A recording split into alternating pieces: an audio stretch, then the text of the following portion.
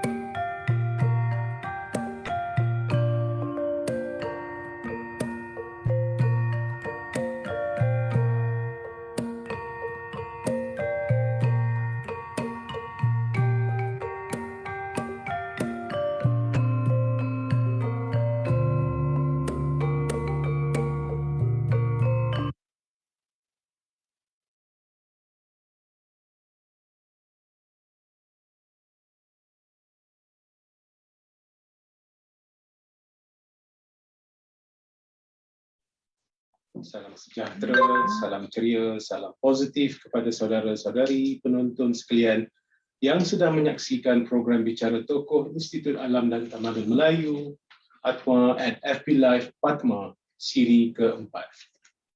Semoga kita diberikan kesihatan yang berpanjangan, lagi diberkati agar dapat meneruskan kehidupan dengan lebih positif, dengan aura yang positif. Justru kita hendaklah selalu bersangka baik dengan Allah, bersangka baik dengan alam beserta penghuni-penghuninya, bersangka baik sesama manusia dan segala makhluk ciptaan Allah agar jiwa kita sentiasa tenang dan kuat menghadapi segala bentuk badai kehidupan, insya-Allah. Insya-Allah. Dalam pada itu, saya ingin mengambil kesempatan untuk mengalu-alukan saudara-saudari penonton dari seluruh negara di ceruk rantau tanah air.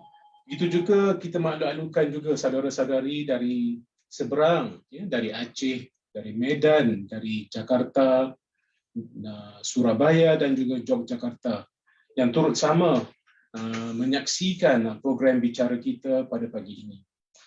Kita ingin mengambil kesempatan di sini untuk menzahirkan rasa duka cita di atas tragedi kapal selam KRI Nanggala 402, ya, di Laut Bali. Takziah diucapkan kepada seluruh ahli keluarga, kepada 53 anak kapal. Semoga Allah mengganjari mereka dengan syurga, insya-Allah. Saudara-saudari penonton sekalian, program kita pada pagi ini adalah merupakan satu kesinambungan daripada siri-siri terdahulu yang menampilkan tokoh-tokoh akademik Institut Alam dan Tamadun Melayu.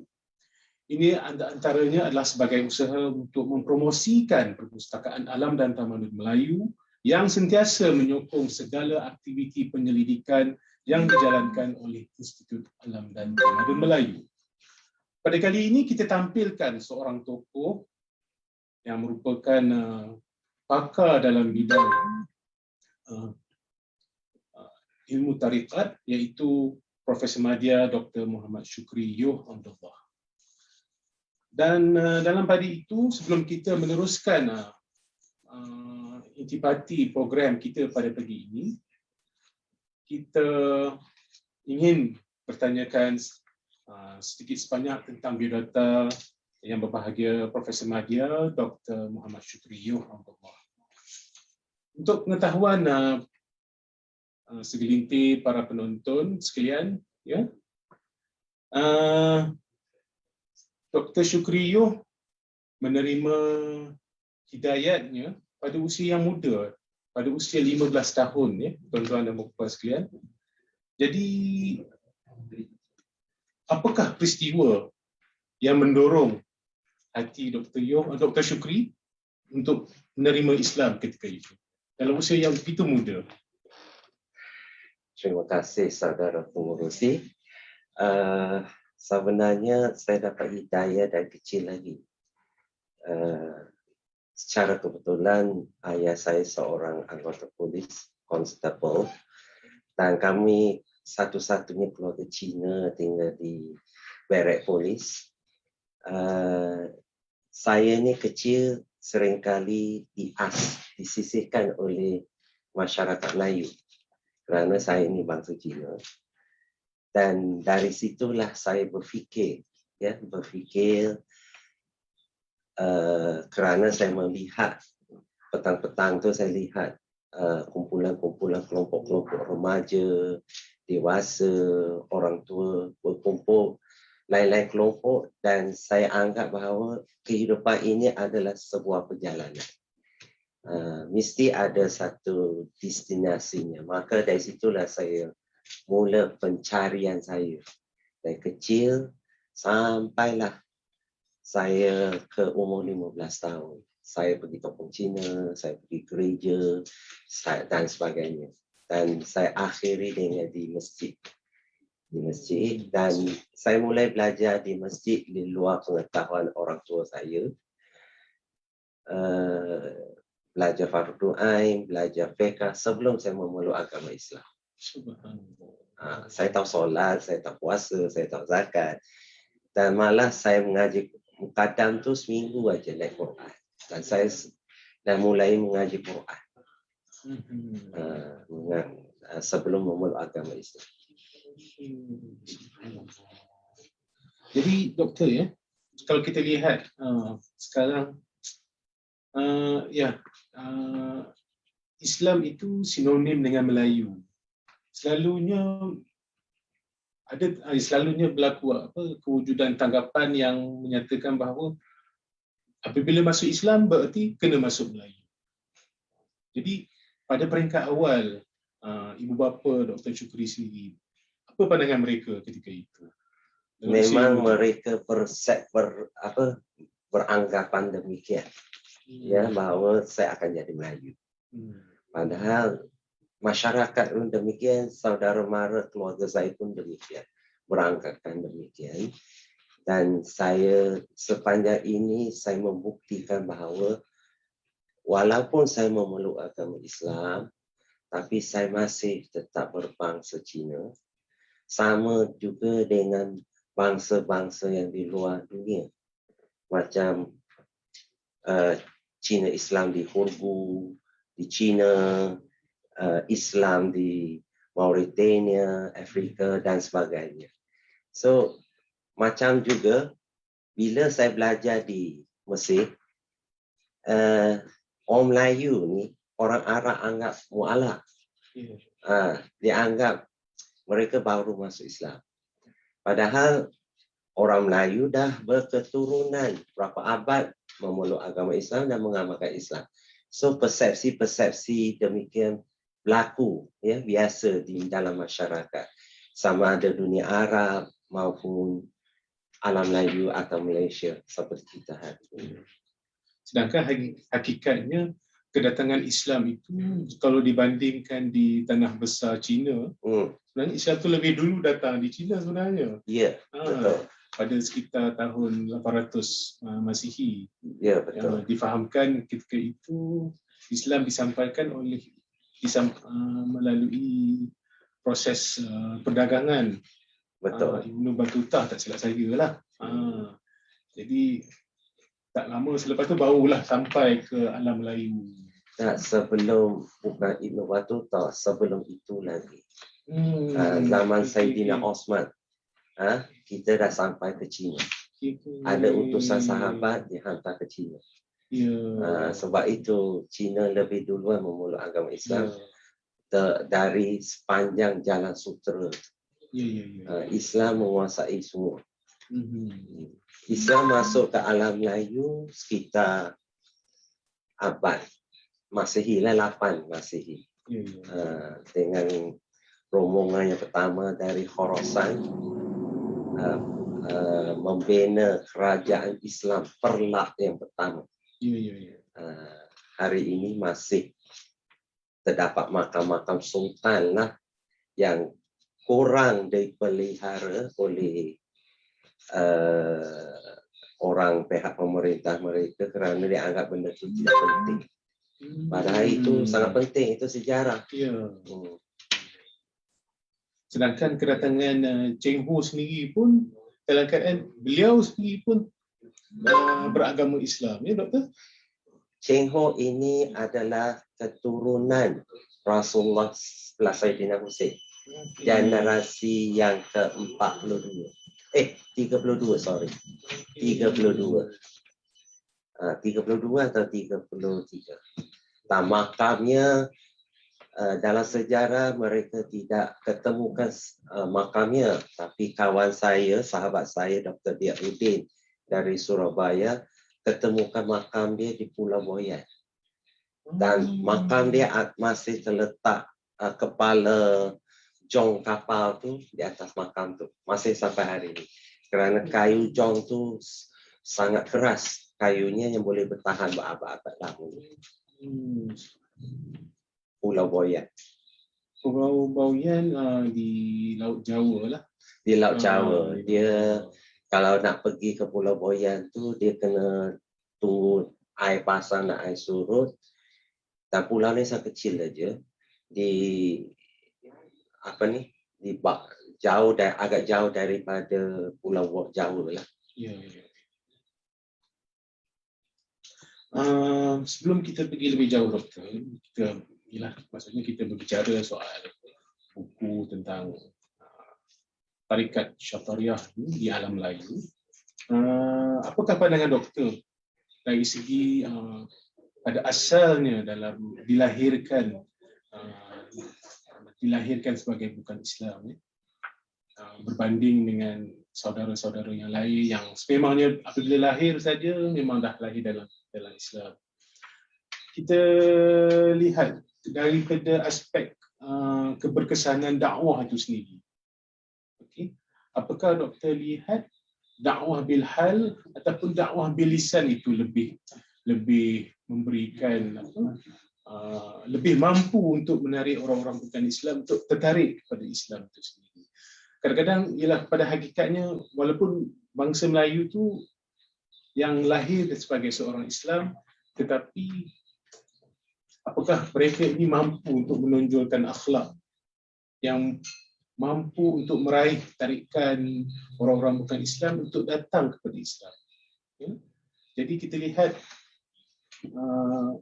maksudnya melalui penonjolan akhlak seorang yang sebagai contohnya almarhum Tuan Guru Ni Abdul Aziz Nikmat, sebagai seorang pemimpin, seorang yang memiliki kuasa, berjawatan tinggi walaupun di peringkat negeri, tapi dengan penonjolan akhlak almarhum, kerana orang-orang bukan Islam sendiri tertarik untuk pergi berziarahi beliau, untuk melihat corak kehidupan beliau. Jadi dalam hal begini doktor, ya sebagai seorang asal dia dahulu, apakah dakwah bil hal ini lebih sepatutnya menjadi tarikan atau bagaimana tu?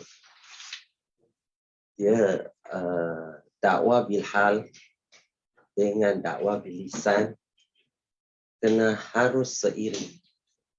Dia tak boleh ini lebih itu kurang. Semua dai atau semua ulama, para ulama dari dulu sampai ke hari ini, mereka hidup dalam keadaan zuhud, istiqamah dalam kezuhudan, tidak berlebihan, kesederhanaan dalam kehidupan dan menunjukkan akhlak yang baik. Dan kalau istilah dalam tarikat tu saya kata kalau tak ada adab itu bukan tarikat. Kalau tak ada adab itu bukan disiplin ilmu tarikat. So tarikat itu mengajar akhlak. Kena ada faham adab dan mengamalkan adab, mengamalkan akhlak. Sebab itu benda ini bilisan wal bihal dia seiring. Dia adab dengan lisan, dia adab dengan perbuatan. Itu saja. Doktor, boleh tak doktor ceritakan sikit tentang apakah permulaan yang maksudnya doktor mula menampakkan kecenderungan untuk mendalami ilmu tarikat? Bagaimana mula-mula doktor boleh faham dan menjunjung? Okey, sebenarnya tarikat itu apa maksud? Kita kena faham tarikat itu jalan. Dan hidup manusia ini adalah sebuah perjalanan. Seringkali kita sebut seseorang meninggal tu kita akan sebut inna lillahi wa inna ilaihi raji'un. Kepada dia datang, kepada dia akan dikembalikan. Itu menunjukkan kehidupan manusia ini adalah sebuah perjalanan. Dari lahir dia, dari sebelum lahir dia, bila roh belum ditiup ke dalam janin itu, Allah tanya pada arwah itu, alastu bi rabbikum? Bukankah aku Tuhan kamu? Mereka kata qalu bala syahidna. Itu penyaksian, itu syahadah awal sebelum roh itu ditiup ke dalam janin yang berusia 4 bulan. Kemudian dilahirkan. Bila dilahirkan, manusia itu mula dengan sebut Allah. Bila dia keluar, oksigen masuk ke dalam seluruh tubuh baby itu, dia akan tarik nafas. Perkataan ahai itu, dari perkataan ahayu, dia akan sebut nama Allah. Ya, Maha Hidup, yang memberi kehidupan pada dia. Sebab itu dia hidup, dia lahir. Ya, itulah proses perjalanan seorang manusia. Sebab itu, bagi saya, kenapa saya minat pada tarikat, saya mendalaminya, kerana saya tahu hidup ini adalah sebuah perjalanan untuk kembali kepada Allah SWT. Dari segi definisinya, ialah dari segi Lawawi doktor. Tarikat tu ialah ikut lahjah Melayu lah. Tapi in-factnya daripada aspek mengikut bahasa yang sebenar, tariqah. Tariqah. Okay. Secara umumnya doktor, berdasarkan pengamatan saya melihat amalan tariqah ini, amalan tarikat ini bermula dari pondok, pesantren. Betul tak? Dia mula daripada zawiyah.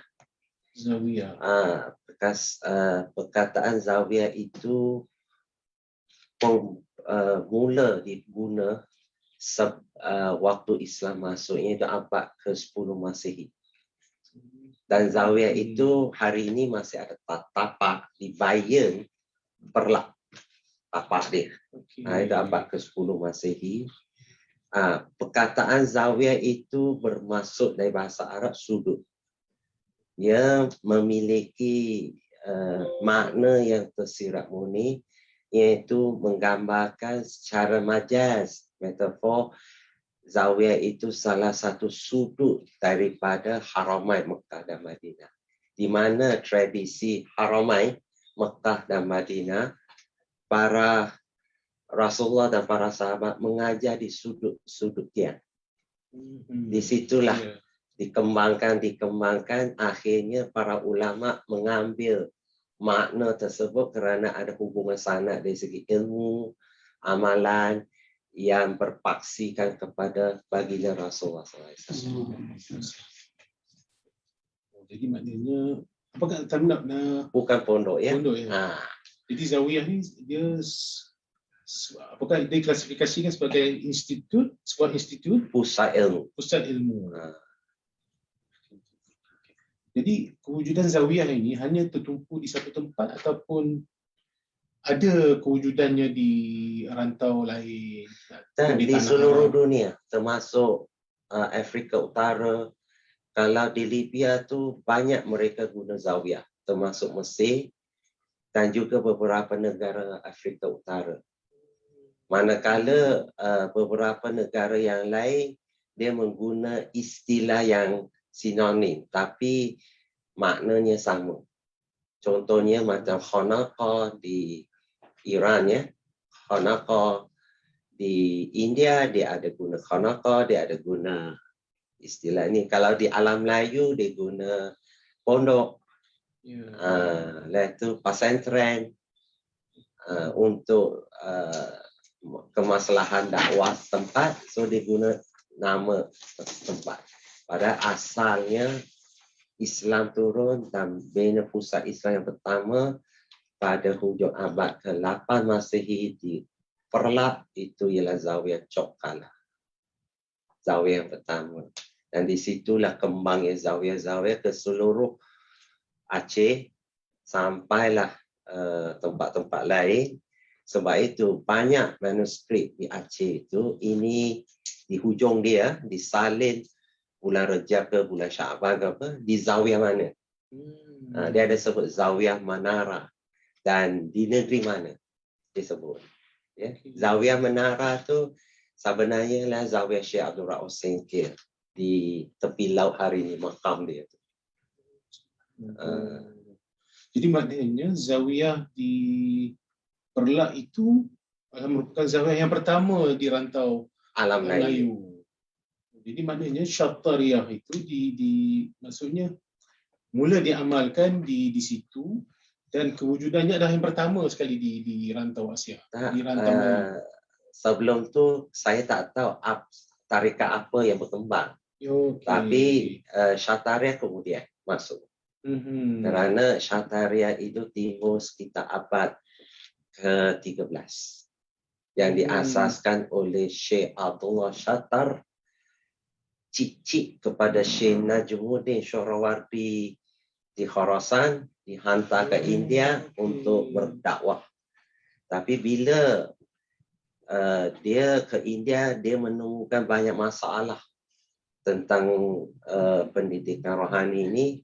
Dia berijtihad memunculkan satu sistem tarbiyah ruhiyah, pendidikan rohani yang diberi nama atas nama dia Syattar, Syekh Abdullah Syattar. So dinamakan sistem pendidikan rohani itu dinamakan tarikat Syattariyah, jalan Syattariyah.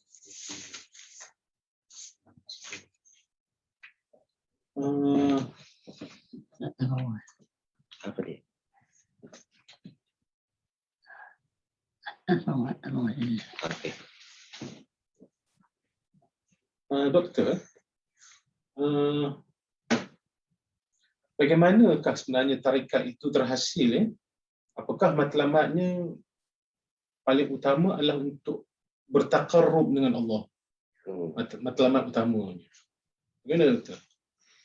Dia sebenarnya kemunculan disiplin ilmu tarikat lah Okey. Kan? Macam mana dia boleh muncul jadi satu disiplin ilmu tarekat. Sebenarnya dalam sejarah Islam, semua disiplin ilmu ada zaman Rasulullah. Ya, cuma mereka tidak dijeniskan, didisiplin ilmukan, semua ada, termasuklah tarekat rohani. Tarekat rohani satu aspek yang tidak diberi nama zaman Rasulullah, tapi dia wujud.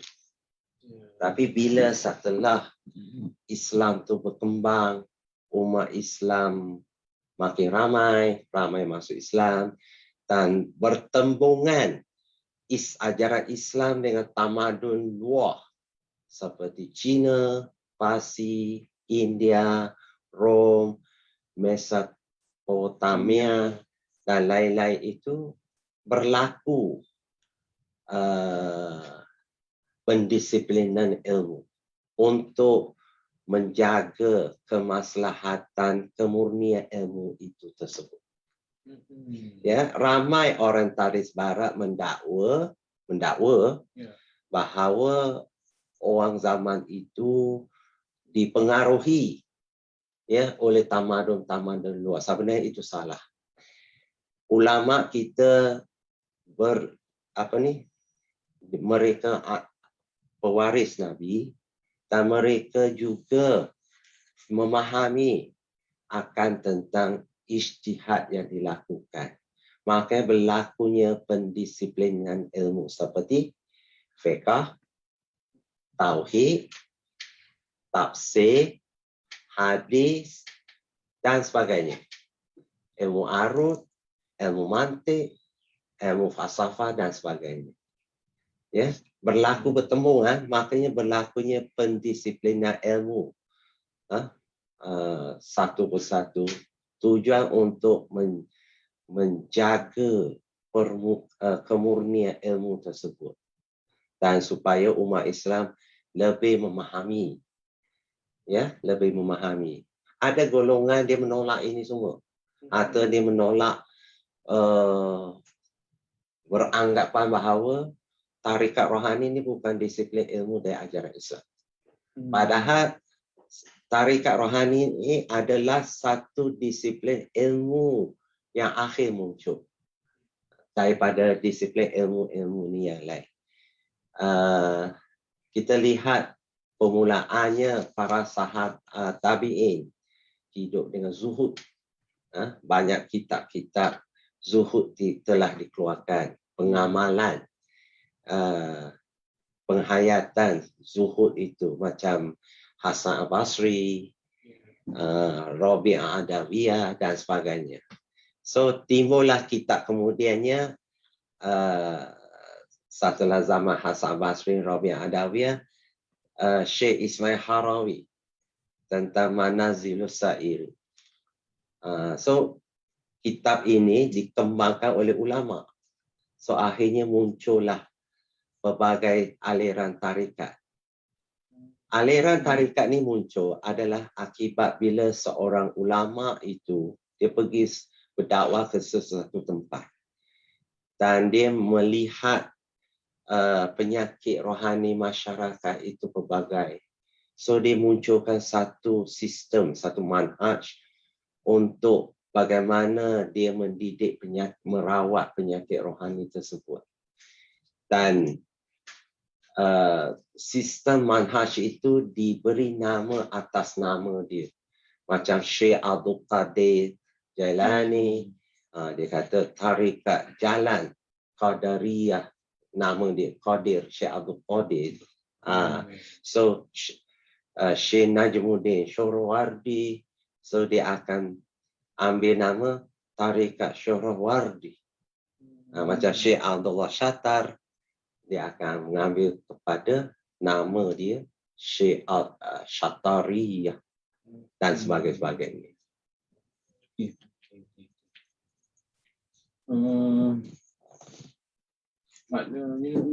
Maksudnya pemahaman orang-orang awam tentang tarikat itu seolah-olah ini sebagai satu mazhab baru.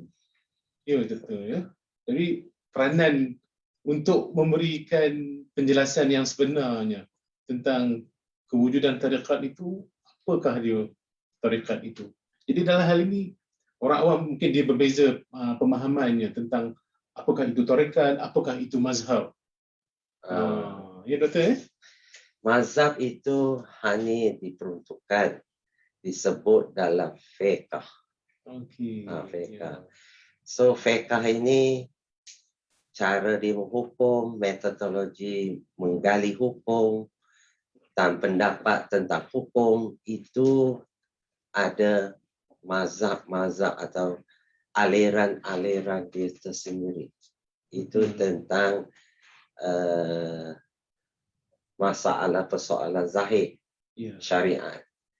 Tapi tarekat ini bukan mazhab, tapi dia aliran yang dalam disiplin ilmu tarekat rohani. So mazhab ini dalam disiplin ilmu syariat, fiqh.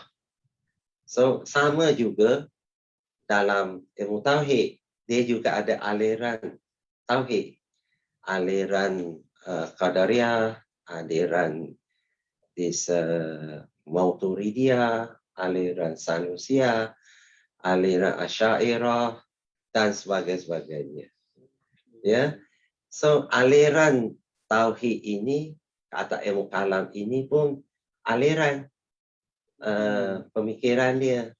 So kita ni alhamdulillah di alam Melayu ni kebanyakan mazhab Syafi'i, tarikatnya Syatariah, kerana Syekh Syatariah tu semua mazhab Syafi'i. Kenapa? Syekh Najmuddin Asy'arawardi itu, ateh kakek dia tu adalah Syekhul Islam di Daulah Abbasiyah, salah seorang Syekhul Islam yang bermazhab Syafi'i. So jurai keturunan itu adalah Syafi'i semua belaka. Tapi nampaknya kadang-kadang dia ada pemikiran di kononnya dianggap macam kecenderungan Syiah, tapi sampai tidak. So kenapa Syatariah boleh berkembang di alam Melayu ni? Kerana yang pembawa aliran tauhid, Asy'ariyah, wa Mauturidi, As-Sanusiyah, itu ialah ulama Syatariah, iaitu Syekh Abdul Rauf Singkil dan Syekh Yusuf Mangkasar. Syekh Yusuf Mangkasar di Makassar, Syekh Abdul Rauf Singkil di Aceh. Kedua-duanya adalah seguru dari Mekah dan Madinah, Haramai, iaitu Syekh Ahmad Kushashi. Tapi jurai-jurai ini semua alirannya kebanyakannya mazhab Syafi'i. Cuma Imam Syekh Ahmad Kushashi ni dia ada dua mazhab dan dia ada pelbagai mazhab, tapi dia prakteknya dominannya Syafi'i. Jadi maknanya Doktor, tarikat ini fokus utamanya adalah aspek kerohanian. Tak juga, kerana aspek rohanian itu fokusnya oleh disiplin ilmu tasawuf. Cuma dalam tarikat rohani ini dia mengimplementkan, mengajar, menghayati tiga ilmu, iaitu ilmu syariat, ilmu hakikat, iaitu tasawuf, untuk mencapai ilmu makrifat, iaitu tauhid. Sebab itu yang mempelopori, yang mempengaruhi alam Melayu ni, kenapa kita mazhab Syafi'i, kenapa kita Asy'ariyah, Mauturidi, As-Sanusi, Asy'ariyah, itu semua kenapa kita mengamalkan tasawuf Al-Ghazali, kerana ini semua dibawa oleh Syekh kita, mufti kita ini, Syekh Abdul Rauf Singkil dan juga Syekh Yusuf Mangkasar. Sebab itu bila kita lihat kenapa tarikat Syatariah dominan di alam Melayu ini. Dominan bermakna dia mempelopori masyarakat kerana ulama-ulama dia buat dakwah kepada masyarakat tu. Contohnya anak murid Syekh Abdul Rauf Singkil, Syekh Burhanuddin Ulakai. Dia diutus ke Sumatera Utara untuk mengislamkan raja-raja Minangkabau. Sebelum itu, adat orang pepatih itu ialah adat bersendirikan hukum, hukum bersendirikan alur dan patut. Syekh Burhanuddin berjaya mengislamkan dia. Adat bersendirikan hukum, hukum bersendirikan kitab Allah. You see, dia tukar adat tu. Dan semua syekh yang diutus itu, dia mengislamkan masyarakat. Termasuk Syekh Abdul Muhi Pamijahan, murid Syekh Abdul Rauf ke Tegal, Cirebon. Zaman itu memang Tegal, Cirebon, Jawa Barat itu, Banten, itu memang terkenal dengan mistiknya. Ilmu hitamnya, segala macamnya. Tapi Syekh Abdul Muhi ini, dia berjaya mengislamkan mereka. Itulah dakwah yang berkembang di seluruh Nusantara ni. Sebelum zaman Syekh Abdul Rauf, ada kumpulan yang dikatakan Wali Songo. Mereka belajar di India dan sambung juga di Zawiya Chokkalah yang Perlak tu. Kemudian mengembangkan Islam. Mereka sebenarnya semuanya pengamal tarikat Syatari. Saya diberi sanad oleh Dr. Diauddin, seorang syekh. Dia adalah syekh jurai sanadnya Sunan Giri, Sunan Ampel, Syekh Siti Jenar dan juga Sunan Gunung Jati. So memperlihatkan bahawa Wali Songo ni kebanyakan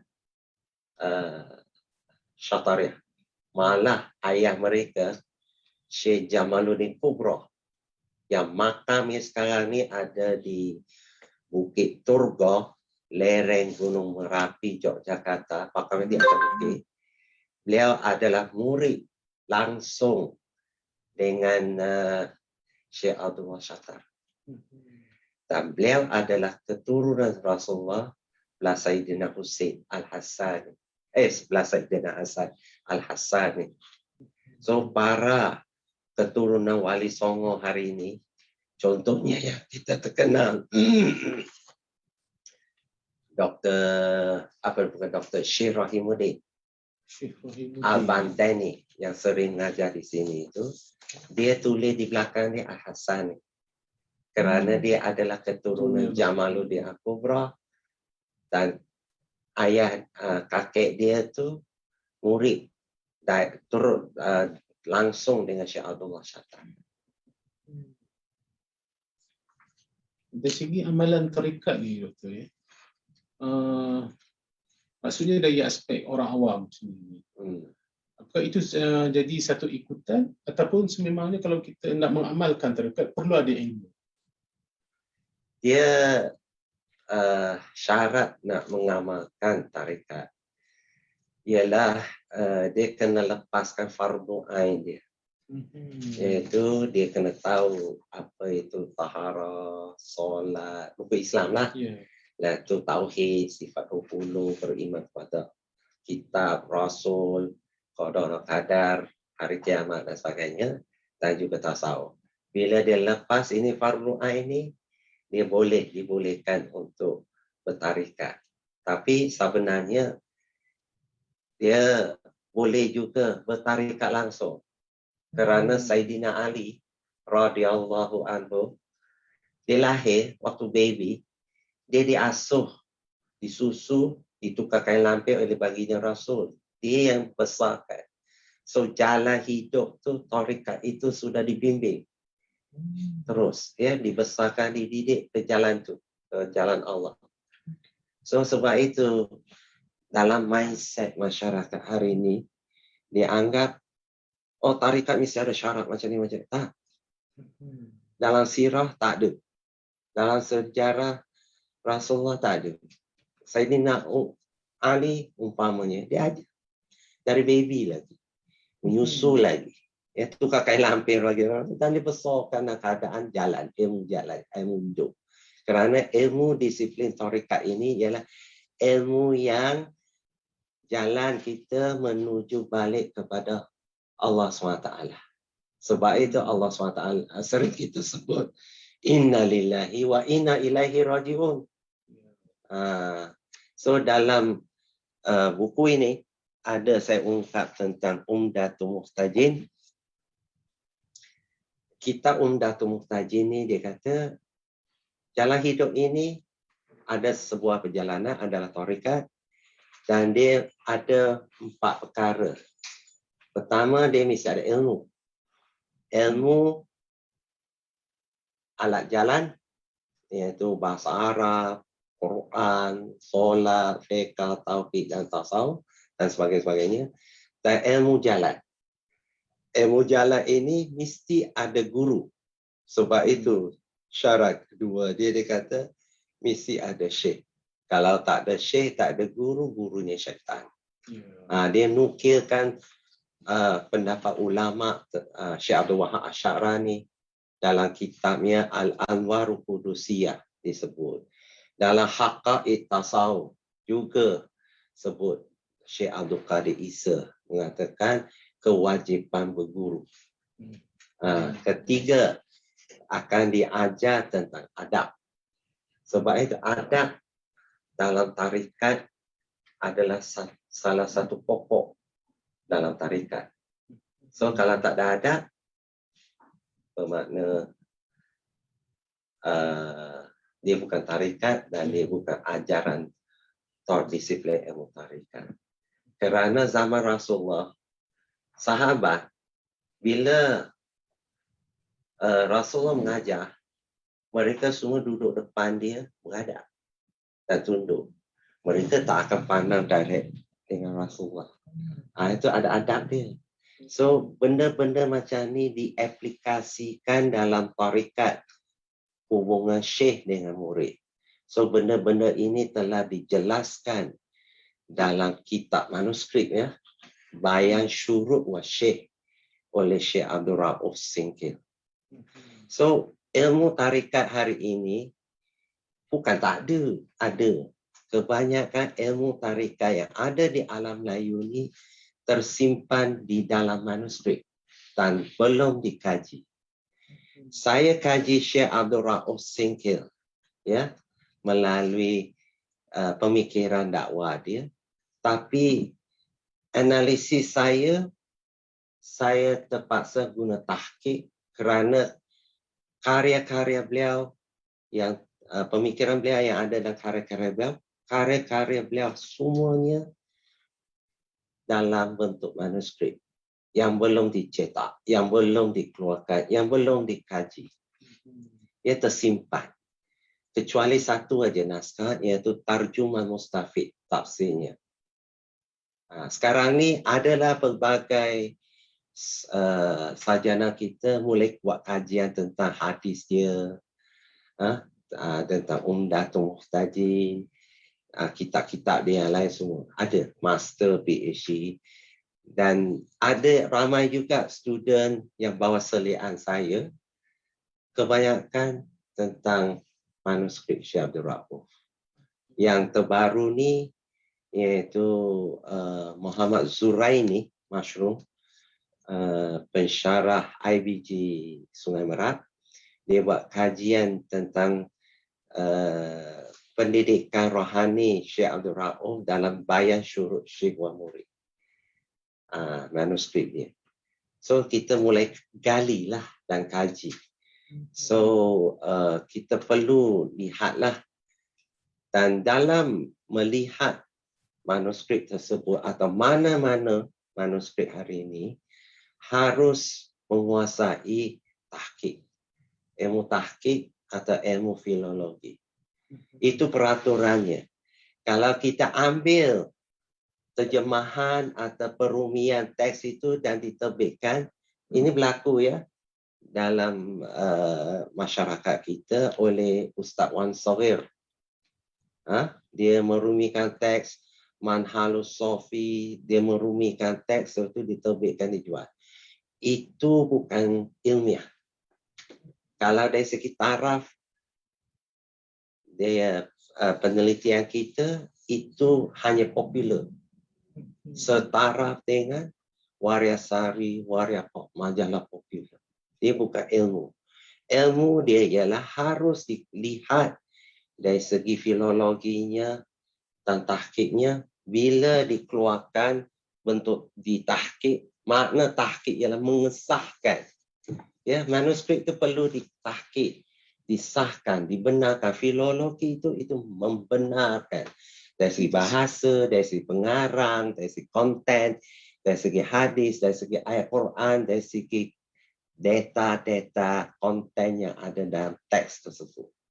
Sebab itu, kita tak boleh buat perumian teks. Dia is not ilmiah. Bukan satu ilmiah. Kalau seseorang itu dia nak buat kajian sesuatu benda, dia perlu disahkan dulu. Dia tahqiq dulu.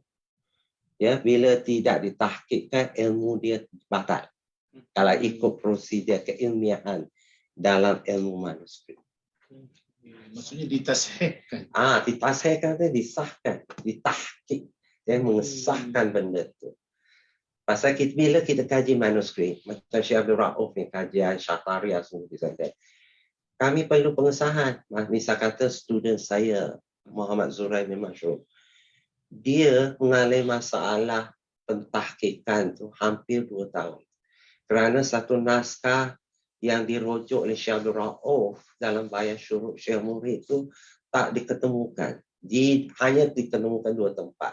Satu di library Yahudi, Jerusalem. Satu lagi library Morocco. Iaitu Khulasa Mardiyah Syekh Asmuni. Yang dirujuk oleh Syekh Abdul Rauf dalam Bayan Syuruk Syekh. So, membuat kajian PhD dan master, dia harus sediakan bahan tu. Harus jumpa bahan tu. Kalau tidak, payah. Ya, payah. Kita mengalami masalah waktu, dana, tenaga. So, PhD dan master ni ada waktu tertentu. So, untuk tempohnya habis. So, itu Alhamdulillah lah saya dapatkan naskah yang di Morocco dengan pertolongan sahabat saya, Dr. Aiman Akiti. Saya tak kenal dia waktu tu. Bila dia balik, baru dia sebut. Dia sekarang ni jadi pensyarah di UIA. Dan jadi sahabat. Rupanya bila dia balik, dia kena, rupanya Dr. Syukri yang cari kitab tu. Saya yang ambil. Saya kata, Alhamdulillah. Allah Ta'ala pertemukan kita. Ya? Adik kepada Dr. Afifi Al-Akidi. Yes. Jadi maknanya, doktor, maknanya bukan sembarangan lah maksudnya kita untuk mengamalkan tarikat ini tanpa ilmu. Yes, Doktor, yes. Dia mesti ada syarat dia, ilmu alat dan ilmu jalan. Bila ilmu jalan ni mesti duduk dengan syekh. Mesti berguru. Mesti ada guru. Kerana guru dia tak boleh. Pasal Syekh Abdul Qadir Isa dan Haqqaiq Tasawuf, Syekh Abdul Wahab Sya'rani dalam Al-Anwar Qudusiyah sebut, bila dia tak berguru, tak ada syekh, guru dia syaitan. Dia orang dua-dua ni nukilkan statement Imam Malik radhiyallahu anhu. Imam Malik buat kenyataan tu. Tidak kita bersifat taklid pun, betul Yes. mengikut semata-mata. Okay. Dalam ilmu tarikat ni sendiri, betul kita lihat ada level-level, macam contohnya macam murabbi, mursyid. Jadi yang tu perbezaannya dari segi ilmu atau bagaimana tu, doktor?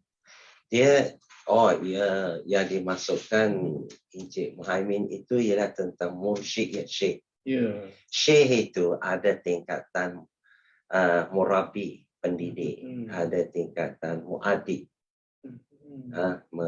memunikan akhlak, pendidikan akhlak itu. Dia ada mursyid. Mursyid ni Di antara tingkat-tingkat syekh ni yang paling tinggi itu mursyid. Okey. So mursyid ni dia boleh ikut dua sunnatullah, dia boleh baca dua sunnah dan dia memahaminya. Apa dua sunnah? Pertama ialah sunnatullah. Kedua ialah sunnah Rasul. So dua benda ini diambil daripada kalimah syahadat, iaitu asyhadu alla ilaha illallah, aku naik saksi bahawa tiada Tuhan malaikat Allah. Itu timbulnya sunatullah. So Muhammadar Rasulullah. Wa asyhadu anna Muhammadar Rasulullah. Saya naik saksi bahawa Muhammad itu pesuruh Allah. Itu timbulnya sunnah Rasul. Dan dua sunnah ini, syekh ini kena memahami dan menguasai. Dan memahami dan menghayati. Kemudian sunnatullah ini adalah peraturan kepada makrokosmos, alam semesta. Sunnah Rasul ini adalah peraturan mikrokosmos, alam manusia.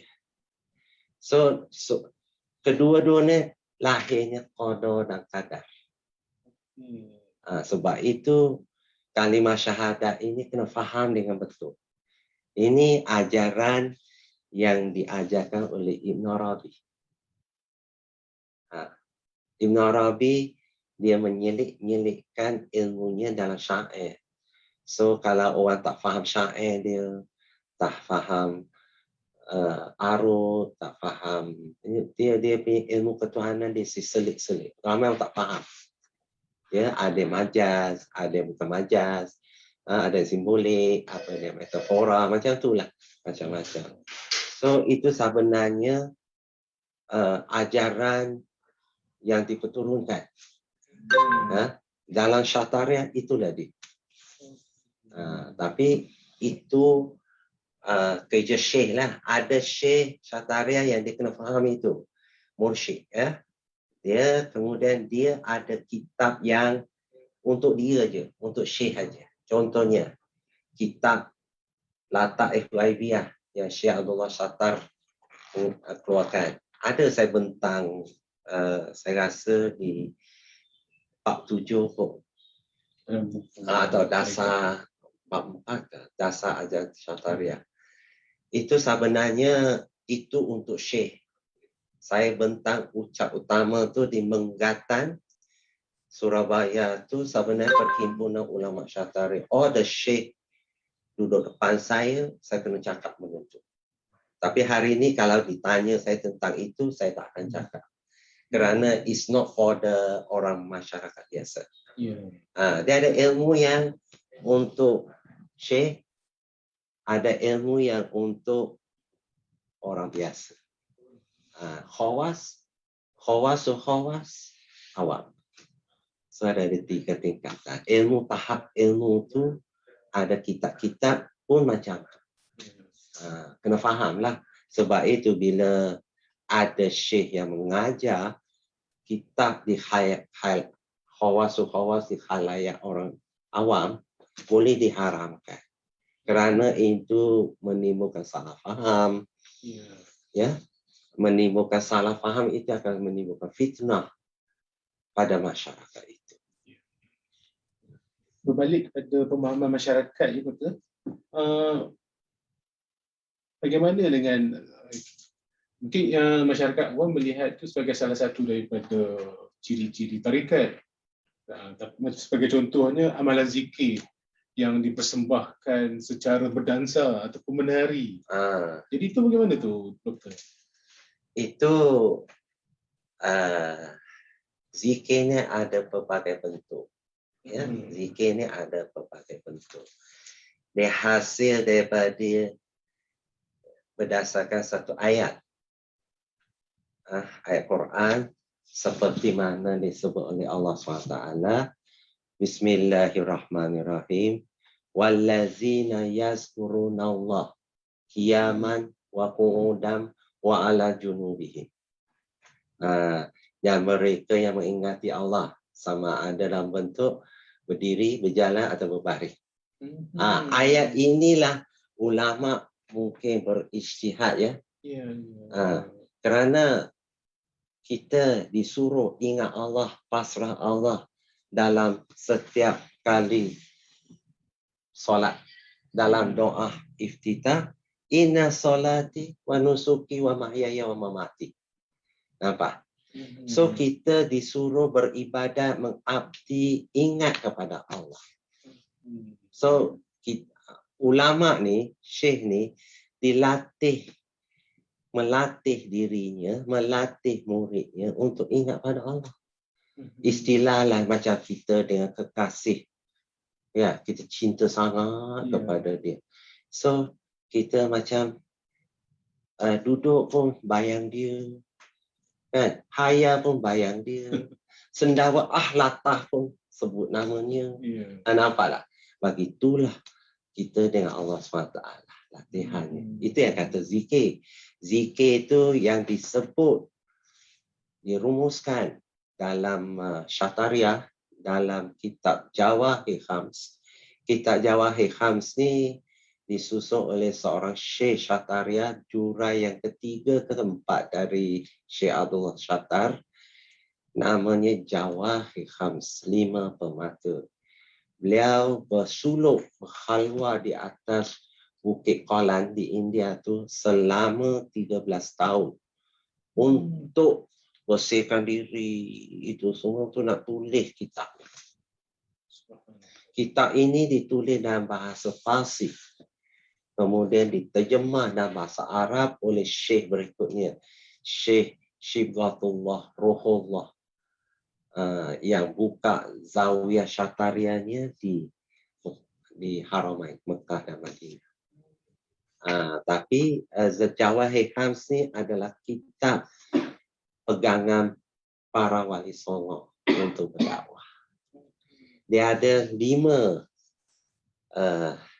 permata. Pertama dia akan bincangkan solat sunat sebelum fajar sampai sebelum fajar. Solat sunat dan doa dari fajar ke fajar.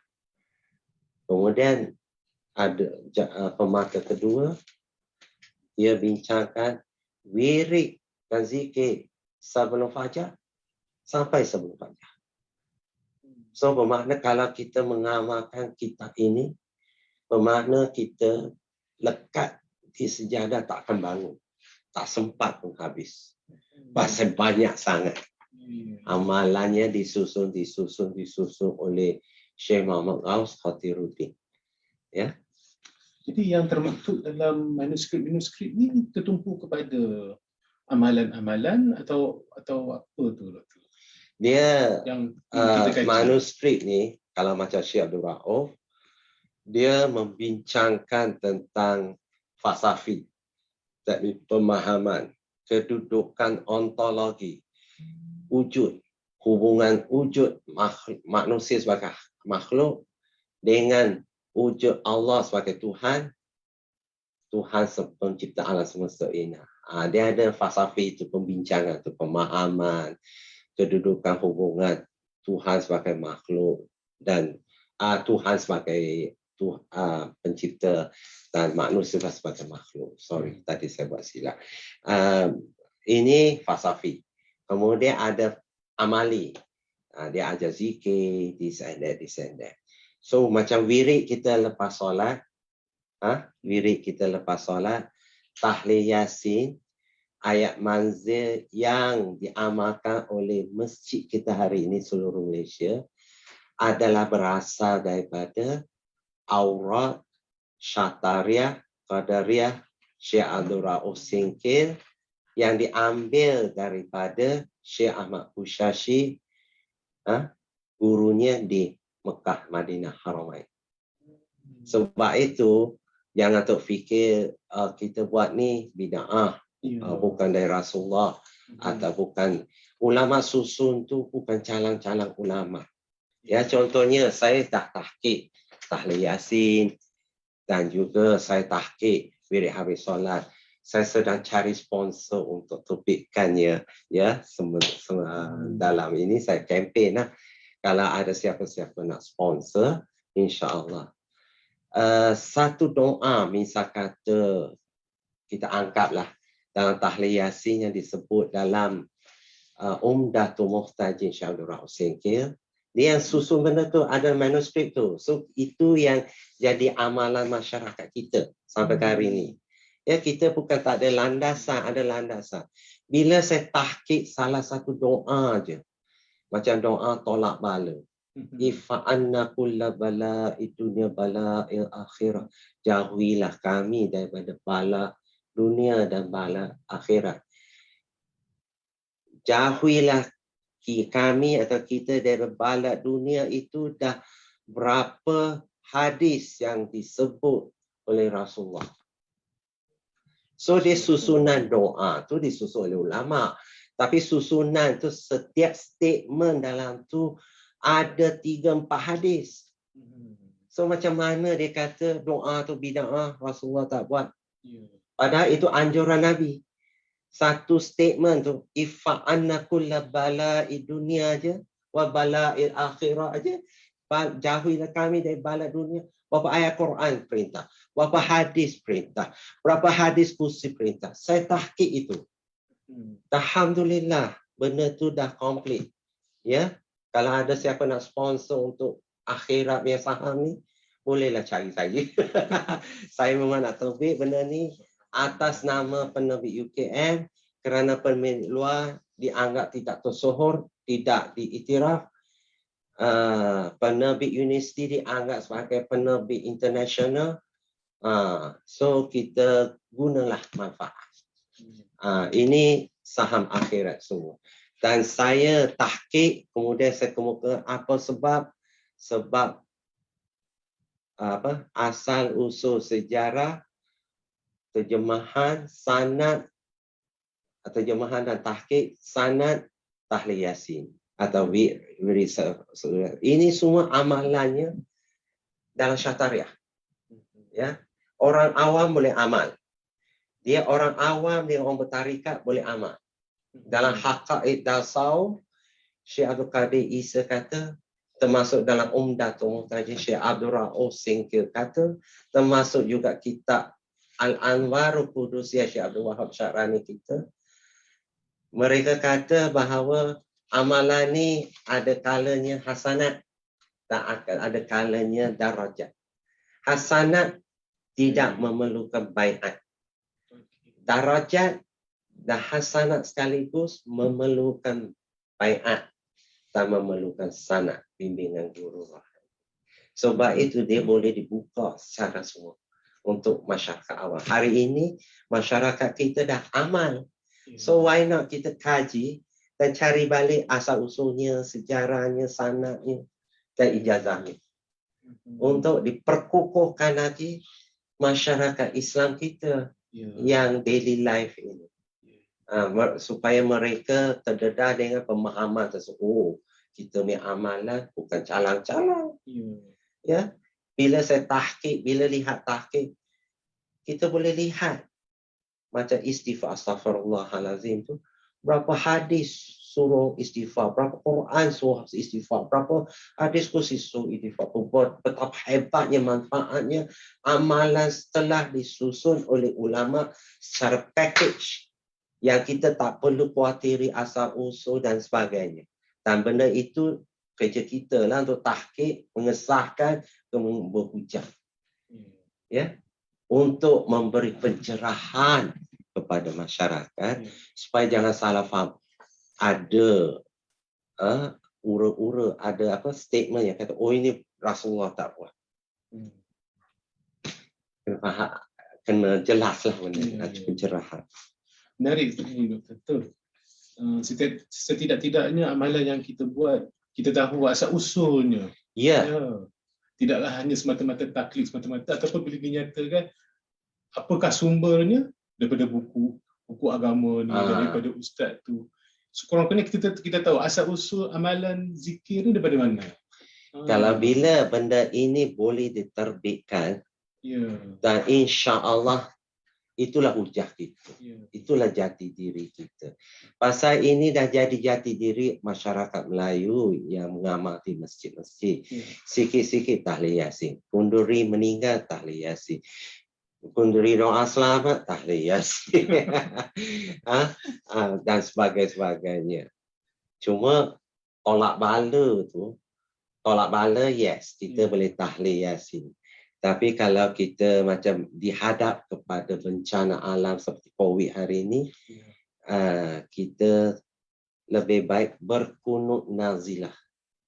Kerana di zaman Rasulullah tu berlaku wabak atau bencana, dan Rasulullah berkunut nazilah.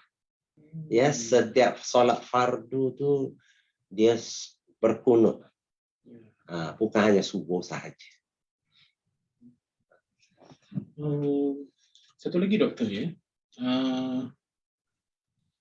Tentang kewujudan tarikat-tarikat yang sesat. Itu bagaimana doktor? Okey, tarikat yang sesat ini sebenarnya pewarisan sanad.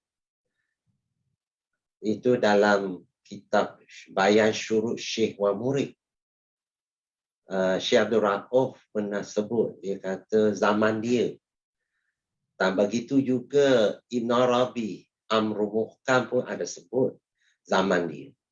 Bahawa terlalu ramai orang nak jadi syekh, nak jadi mursyid, nak jadi syekh tarikat. Pasal benda ini kerja Allah Ta'ala.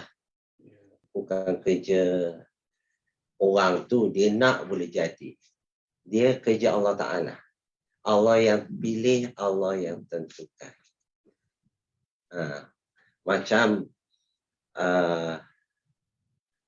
Macam yang saudara sebut tadi, lihat tadi kan dalam biografi saya. Saya ada ijazah 3 mursyid. Memang saya peroleh ijazah resminya dari Zawiyah Tanah Abeh. Selimum Aceh Besar. Ya, dari guru saya. Saya dididik oleh dia. Sepanjang saya kuliah di Aceh, saya tinggal di sana. Tapi setelah saya dilantik, dibaiatkan sebagai pengganti dia, saya diberi ijazah resmi berbentuk tulisan tangan beliau. Itu resmi. Kemudian ada seorang lagi dari Sumatera Utara pun juga melantik saya sebagai pewaris dia juga. Setelah itu, saya dapat penganugerahan ijazah tabarruk sanad, ijazah syatariah dari Dr. Diauddin Akuswanji dari Surabaya. Beliau ni keturunan, bukan keturunan, sanad dia Sunan Giri, Sunan Ampel, Sunan Gunung Jati dan Syekh Siti Jenar. Daripada Wali Songo ya? Daripada Wali Songo. So sebenarnya ijazah permusyidan ni setelah you dibaiat, you kena tunggu sebenarnya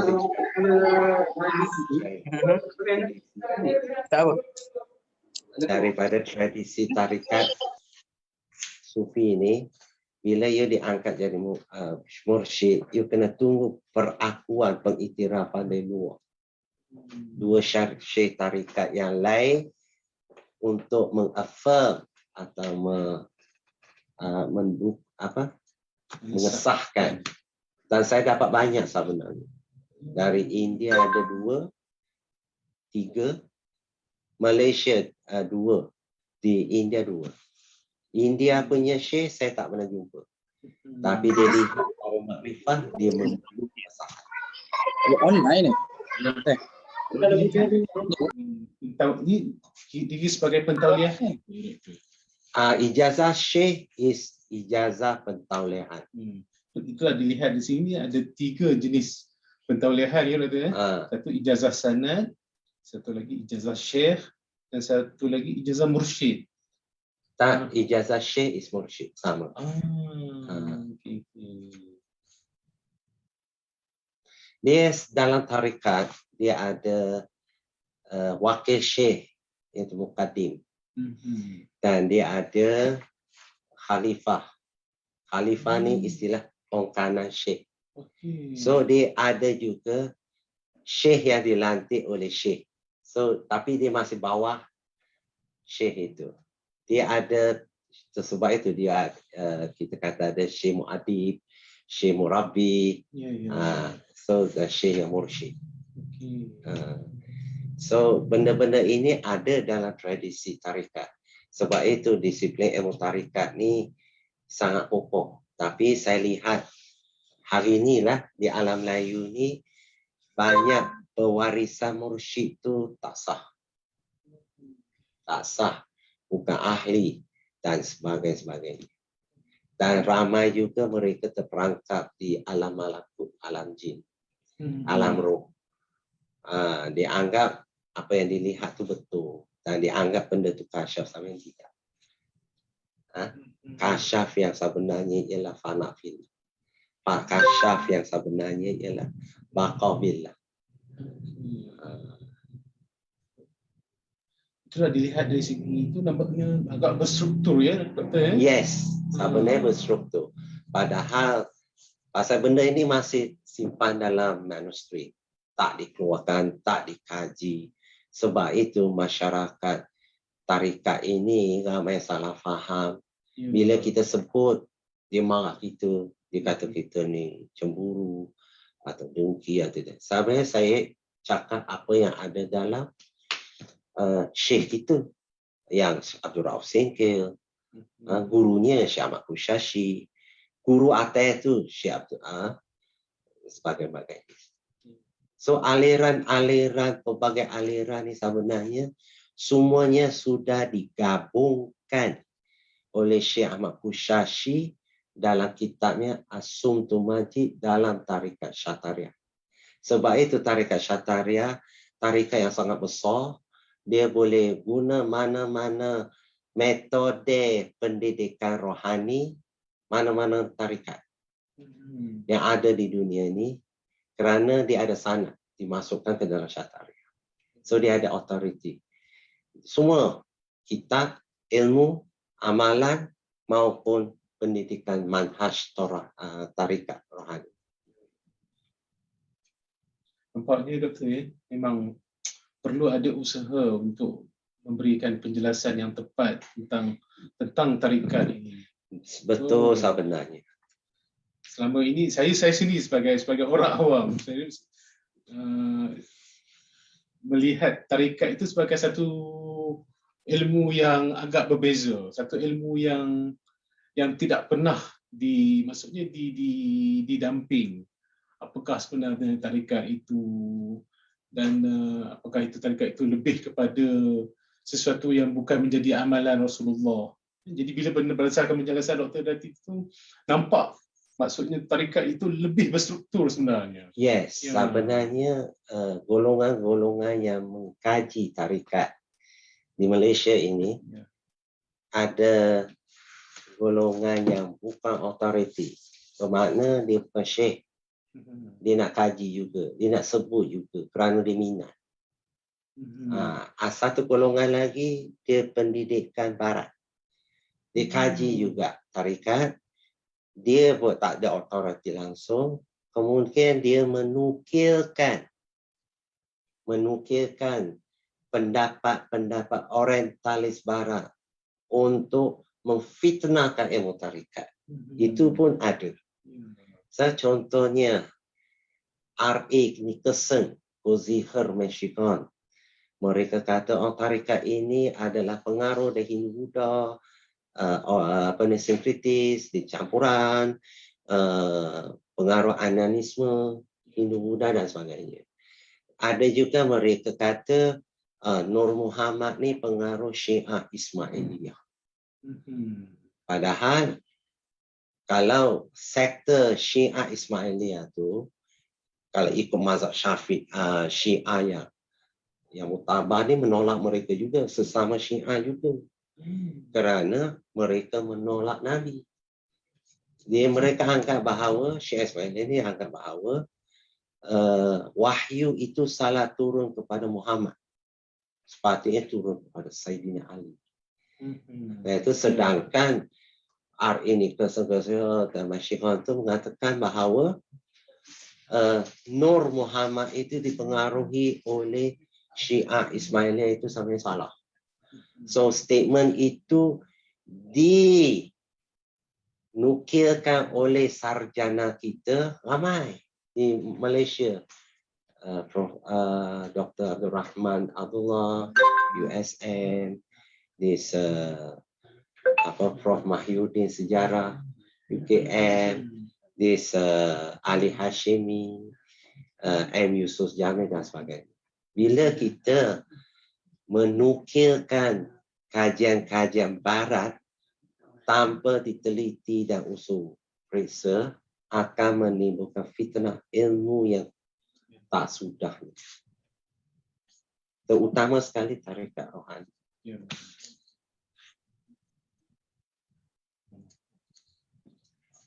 Baik Doktor, mandangan kita ada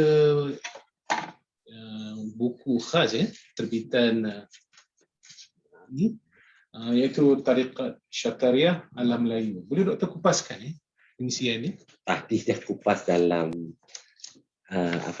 dia ada 7 bab. Ada 7 bab. Dan kemudian 7 bab ini sebenarnya adalah satu mukadimah. Dan kemudian yang lain itu adalah kertas kerja saya tentang di seminar antarabangsa maupun seminar nasional lokal. okay. Dan 2 kertas kerja ini adalah ucap utama saya di seminar antarabangsa. Satu di Manggatan,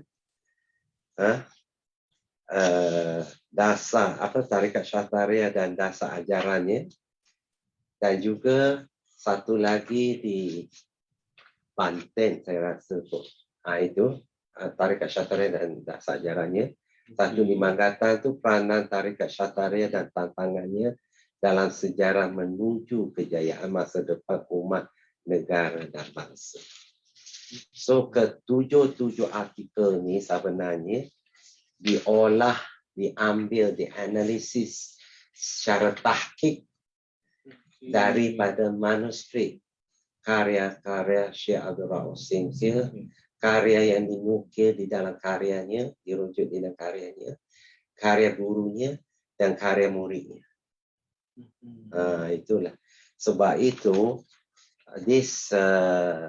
kertas kerja ini cukup menarik dan cukup berbobot dari segi rujukan sumber primer, prime source. Boleh tak kita katakan maksudnya kita usaha kita untuk memberikan penjelasan kepada masyarakat awam? Yes, pencerahan. Dia dalam buku ini ada yang kertas kerja untuk Syekh.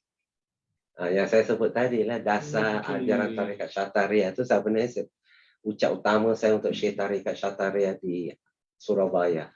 So banyak istilah-istilah yang orang biasa ni dia tak faham.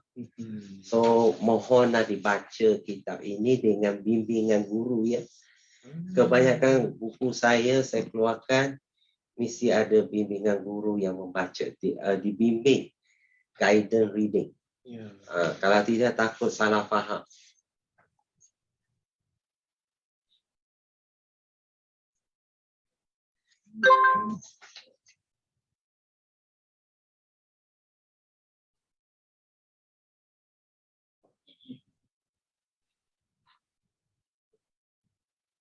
Terma-terma yang digunakan dalam buku ini pun maksudnya memudahkan.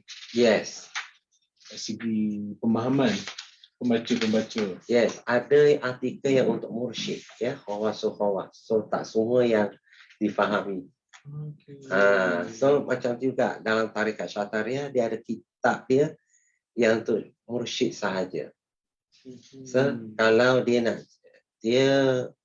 nak mengupgrade kemursyidan dia tu, dia mesti baca kitab Insanul Kamil, Sidi Ali Jamal Al-Faiz Morocco, Insanul Kamil Syekh Abdul Karim Al-Jili, Manazilus Sa'irin Syekh Ismail Al-Haram. Itu kitab mursyid. kitab syekh. Dia nak upgrade dia punya kemursyidan, kesyekhan, itu semua dia kena menguasai kitab-kitab ini. Tapi benda itu pun perlu dibimbing ya, bimbing. Kalau dia takut salah faham. Perlu ada berguru. Yes, macam kitab Ibn Arabi khusus Hikam, karya-karya Ibn Arabi semua lah, Futuhat, Amakiyah dan sebagainya. Itu memang perlu. Kalau tidak, bahaya. Dia akan timbul salah faham.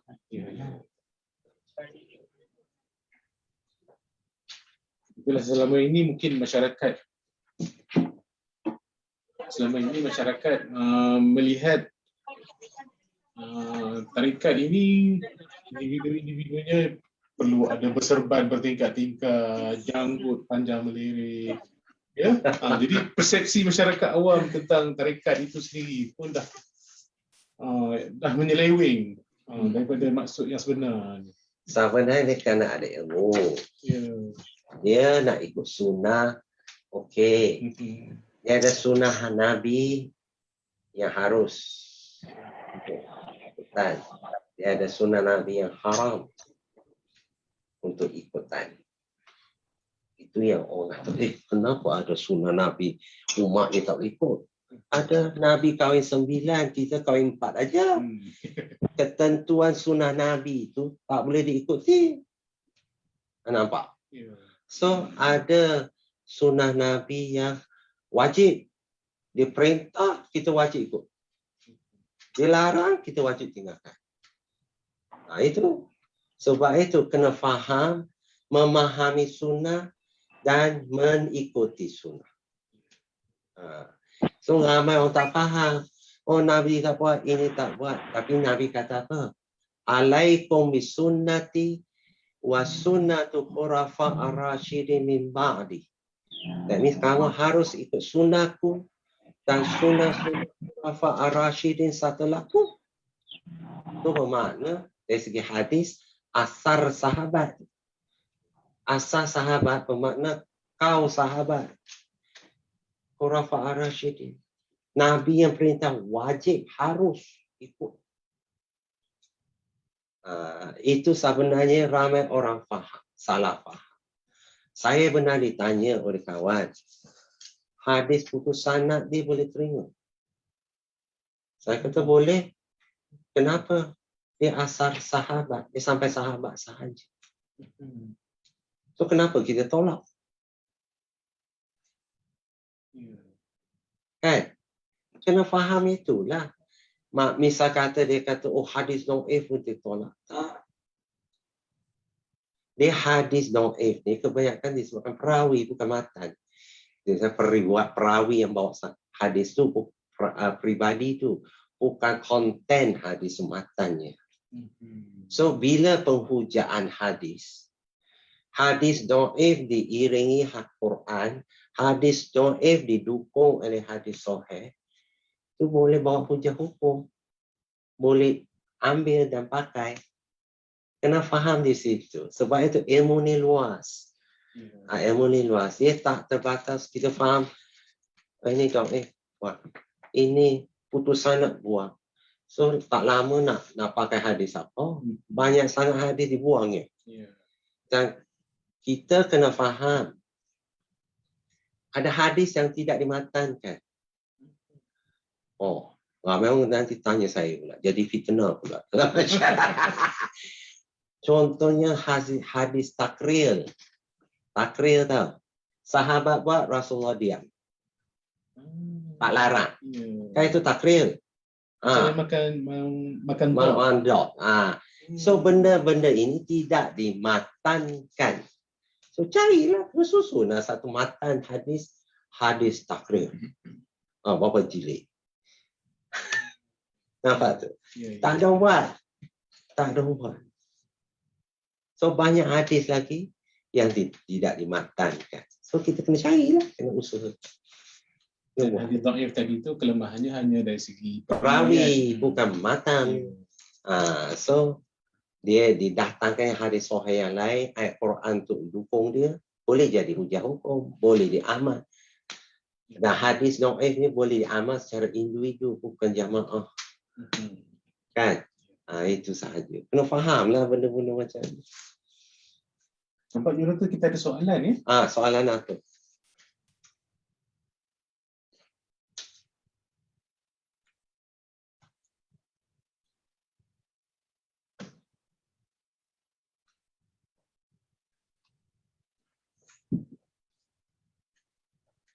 Okey, doktor.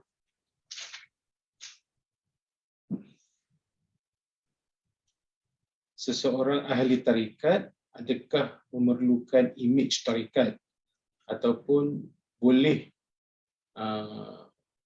berimej biasa sama seperti imej manusia biasa yang seperti bersukan, mendengar lagu dan sebagainya.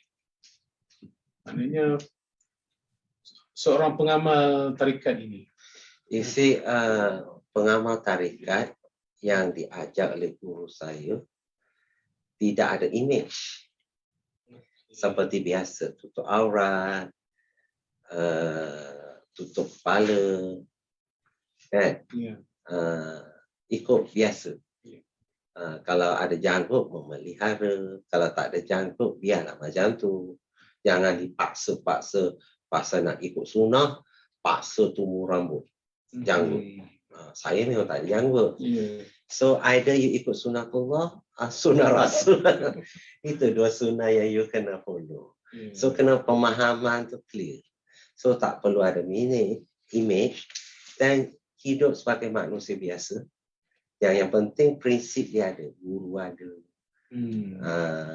Adab kena jaga, ilmu kena ada alat, ilmu jalan kena faham, buat zikir. Yang disebutkan oleh Syekh Abdul Rauf Singkir dalam Umdatul Muhtajir. Itu sahaja. Itulah sebagaimana yang saya nyatakan tadi kan. Persepsi bila menyebut saja tarikat harus berserban, bertingkat-tingkat, terus janggut panjang berjela. Jadi pada hakikatnya sebenarnya tarikat itu sebagai salah satu usaha untuk mendekatkan diri kepada Allah. That's right. Dia ni di image tu dia kata cinta pada sunnah. Tu yang saya kata tu, sunnah tu kena faham betul. Memang cinta sunnah, ikut sunnah. Ada sunnah yang haram, ada sunnah yang makruh, ada sunnah yang wajib, ada sunnah yang harus. Ikutlah, kena faham dan belajar nak ikut. Kan nampak kan? So ramai orang kata, kena ikut sunnah. Kena ada package ya. Janggut, sompan semua. Apa bezanya kita dengan penggali? Nampak tak penggali? Penggali bukan di sini, penggali di India. Ya, di Punjabi. Kena faham lah kan. So tak sama. So kita beramal dengan pemahaman ilmu. Memaham dan memahami dengan ilmu. Kalau tak ada ilmu, that is not tarikat.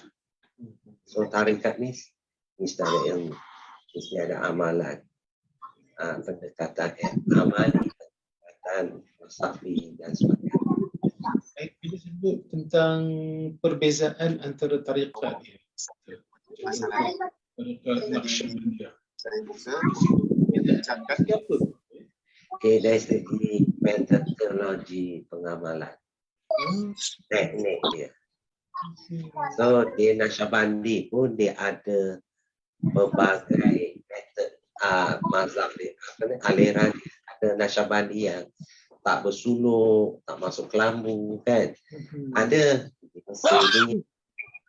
Mesir dan sebagainya. Baik. Itulah macam contoh amalan zikir secara berdansa tu. Zikir berdansa ni dia mengambil, ada satu buku sedang proses dalam penerbitan UKM. Dia bab dalam buku yang saya himpunkan semua isu-isu semasa tentang Nur Muhammad, tentang Wahdatul Wujud, tentang sama tarian sufi, dan sebagainya. Dan tarian ini sebenarnya zikir ini ada ketika sahabat menyambut Nabi di Madinah. Nabi kan berhijrah kan. Mereka bergendang, bersyair, bersorak kerana menyambut kedatangan Nabi. So para ulama ni dari situlah mereka berijtihad ya, berijtihad. Kalau Syazaliyah di tarian dia lain, Qadariyah di tarian dia lain, zikir dia lain, tarik nafas dia lain untuk menggetarkan, meratakan zikir ke seluruh badan dengan cara zikir metod yang dikemukakan hasil daripada ijtihad mereka. Itulah berdasarkan ayat qiyaman wa qu'udan wa ala junubi. Qiyaman qu'udan wa ala junubihim. Itu ayat itu yang mereka ulama ni berijtihad untuk mendekatkan diri lagi salih ini, orang yang pengamal ini dengan Allah supaya lebih menimbulkan banyak lagi halawatu amal, kemanisan amal, kemanisan iman. Antara contoh bentuk tarian tu, tarian sufi Turki tu ya Doktor? Tarian sufi Turki ada, tarian sufi macam-macam lah. Di barat banyak sebenarnya. Ini ada soalan seterusnya Doktor.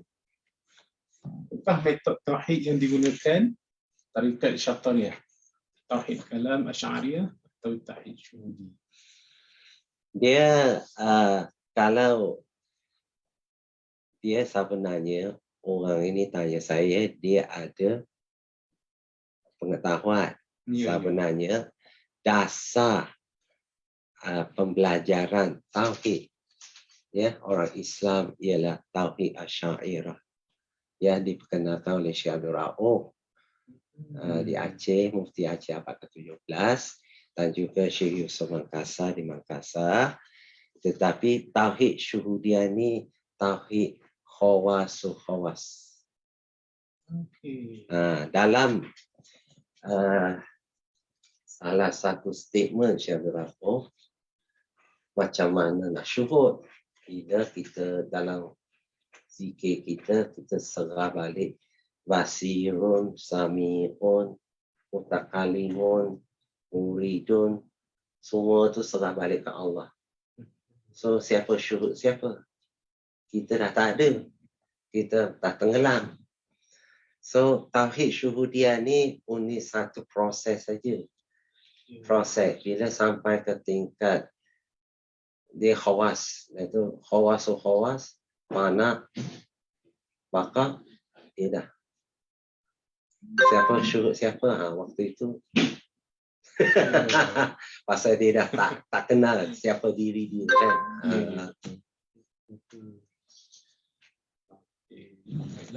Ini ada lagi soalan ya? Belum membuat image Itu yang tadi.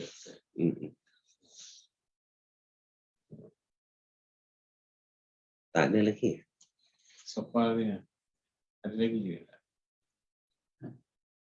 Kalau kita lihat amalan tarikat ni Doktor ni, ialah maksud yang diamalkan oleh orang-orang awam, antaranya di kalangan orang awam pun ada di kalangan orang-orang bangsawan ya. Ya. Sebagaimana almarhum Raja Ashman, adik kepada Sultan Perak kita. Jadi maknanya itu tidak terhad amalan tersebut. Cuma pokok pangkalnya perlu ada ilmu dan perlu berguru. Yes, perlu ada ilmu, alat jalan, asyik, adat, dan manhaj zikir dia. Itu sahaja. Dia mesti ada syekh. Dan dia mesti syekh tu dia tengoklah apa syekh yang dia pilih. Mursyid, muadib, murabi atau mursyid. Itu aja. Tingkat mursyid yang paling bawah Dia Syekh. tak syekh, murabi, Ya. muadib, baru mursyid. Okey. Maksudnya dari segi amalan tu tidak mengira sama ada dia muadib ataupun murabi. Yes. Okey. Cuma kalau biasa kalau mursyid, dia kadang-kadang setiap anak murid tu berbeza amalan. Sebilangan murid tu disuruh diam, berkhidmat sahaja. Buat zikir biasa-biasa. Dia tak semestinya zikir wirid ni, wirid tu tak perlu. Pasal macam dalam syataria, kita berautoriti untuk bagi izin untuk mengamalkan aurat ayam layali Ibn Rabi, Hizbul Wiqayah, atau aurat Qadariyah, aurat Rifaiyah dan sebagainya. Dan ramai orang dia terlalu gairah nak amal. Semua dia nak amal. Hizbul Bahar lah, Hizbul Bar lah, Hizbul Innawawi.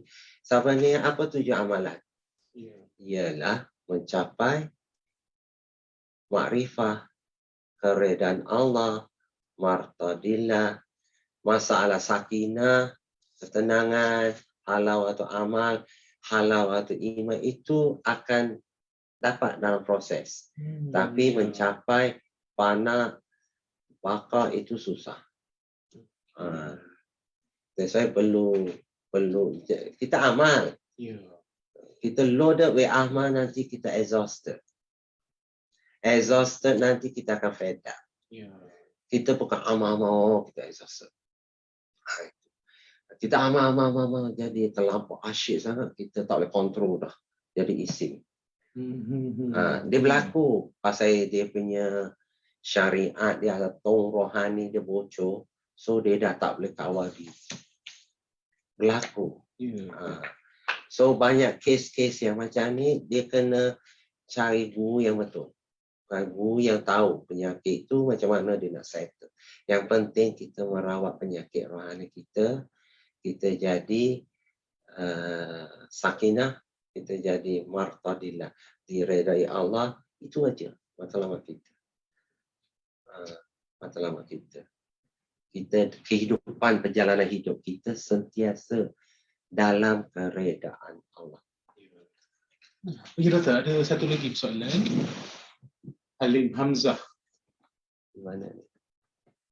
FB Halim Hamzah. Okey. Roh jika dapat dikupas tentang tertipunya dalam alam malakut dan cara menghindarkan. Dia macam ni. Alam malakut ni, kalau dalam tradisi tarekat lah, kalau di alam Melayu ni, dia ada satu ilmu. Sebelum lagi ananisme, ada Hindu-Buddha pun pengamal, para rahib Hindu, para rahib Buddha dia mengguna. Dia boleh meraga sukma, boleh keluar dari badan. Dia ke alam malakut, alam roh. Di alam roh tu, macam-macam bentuk makhluk ada. Jin dia ke, yang mengaku wali pun ada ke, yang malaikat pun ada. So this and that. So setiap benda ini yang kita lihat di alam itu belum tentu boleh dijadikan landasan kita di alam zahir. Itu saya pesan kepada saudara yang menanya lah. Itu kena jaga. Sebab itu dia kena ada mursyid untuk mengesahkan dia. Contohnya, ada orang mimpi jumpa Rasulullah. Ada orang jumpa Rasulullah secara nyata. Zaman tabi'in tu, tabi'in kecil, tabi' wa tabi' itu, ada sahabat tabi' wa tabi' itu jumpa Rasulullah secara nyata. Padahal Rasulullah dah wafat. Itu disyarah dalam Fathul Bahri Ibnu Hajar Al-Haytami, syarah Sahih Muslim, tentang hadis yang bertemu dengan Rasulullah, mimpi atau nyata itu. Beliau menukilkan syarah At-Tirmizi pada zaman tu. Tabi' wa tabi' ni biasanya jumpa Rasul secara nyata walaupun dah meninggal, atau mimpi Rasulullah, itu mereka pergi jumpa Ibnu Abbas. Ibnu Abbas, sahabat kecil, sepupu Rasulullah yang didoakan khusus oleh Nabi tentang pakar tafsir, jadi pakar tafsir. So dia ni dirujuk oleh para tabi' wa tabi' ni tentang untuk mengesahkan tentang mimpi Rasulullah, jumpa Rasul secara nyata itu. Dan beliau mengesahkan dan beliau meminta mereka rahsiakan. Sebab itu dalam tradisi tarikat Sufi rohani, kalau bila murid dia mimpi Rasulullah, jumpa Rasulullah, mereka akan mentashehkan dengan syekh dia yang datang betul tak Rasulullah. Dan syekh itu akan bagi tahu murid dia rahsiakan daripada orang ramai, sesiapa pun. Kerana itu adalah dalil kedekatan murid itu dengan Allah SWT melalui mimpi Rasulullah atau jumpa Rasulullah secara nyata. Bila diwartakan, dia akan jadi fitnah dan salih itu akan terasa diri dia takbur atau ujub atau riak kerana dia dijamin masuk syurga. Kan ada Nabi kata dia. Dibimbang itu bila dia jadi riak atau takbur atau ujub, dia semua amalan dia hancur. So dia jadi hijab. So kurniaan pertemuan Rasulullah secara nyata atau mimpi itu boleh dikatakan rahmat dan boleh juga dijadikan bala. Tergantung pada macam mana kita nak memposisikan keadaan itu tersebut. So itu dalam hadis, itu dalam sunnah. So kita kena faham benda-benda macam itu. Itu tu soalan seterusnya. Boleh saya tahu kenapa ada perbezaan amalan? Ikut tarikat yang berbeza guru. Ya yang tadi. Dia sebenarnya siapa namanya? Khairul. Khairul. Saya bukan Tio, saya Yo. So Muhammad Syukri Yo Abdullah ya. Kemudian dia kata perbezaan amalan tok guru. Satu guru syataria yang lain dengan satu. Bagi saya, amalan tarikat syataria ni bukan berbeza. Kerana guru itu sendiri yang kurang pengetahuan. Kurang pengetahuan dan dia usaha nak buat amalan dia sendiri. Itu satu. Sebab itu, kalau betul dia guru syataria, dia tahu sanad, dia tahu, dia macam saya buat kajian banyak. So, saya tahulah apa, because banyak benda saya lihat dalam manuskrip, kitab yang belum dicetak. So, kitab ini tidak dikeluarkan, tidak dicetak, tidak dikaji. Sampai sekarang ni saya nak pencen tahun depan, saya kaji tak habis lagi. So generasi kadang-kadang satu kitab tu kena kaji bertahun-tahun. Macam As-Sumtu Majid tu, kalau apa ni? Hello, Cik Syukri ya. Apa ni? Kalau Aku ada nak tahu rasio ini ada kau je.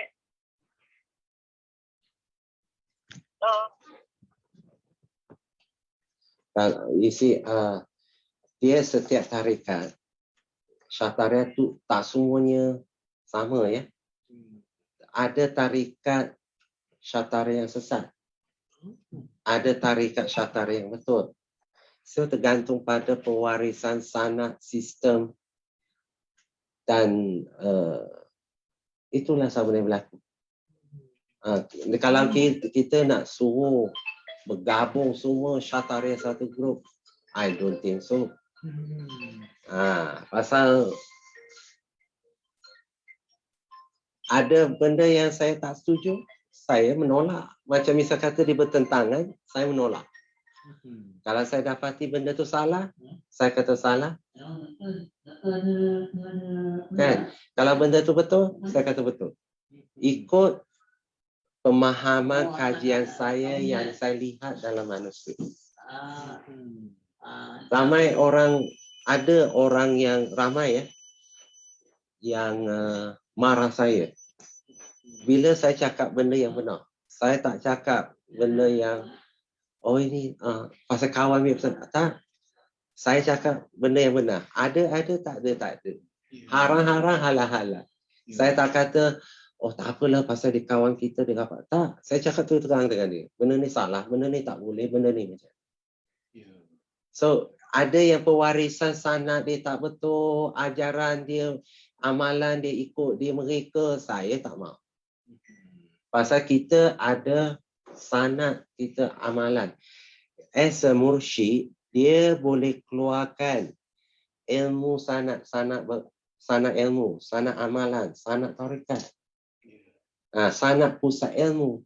Sebab itu macam dia buka zawiyah. Dia mesti tahu sanad dia dari mana. Ijazah dia mana. Macam saya, zawiyah. Dirujuk zawiyah Tanah Abeh, Selimung. Zawiyah Tanah Abeh itu dirujuk pada zawiyah Syekh Abdul Rauf Singkil, Syekh Kuala di tepi laut tu. Baru rujuk balik ke zawiyah Husyashiyah di Madinah. Dan kemudian zawiyah Haramain, ke Haramain balik. Benda itu berlaku.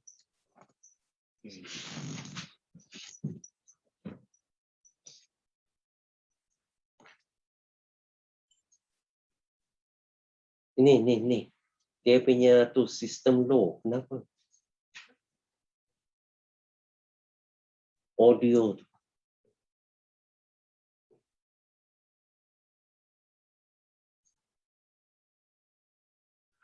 Jadi doktor, maknanya masih banyak lagi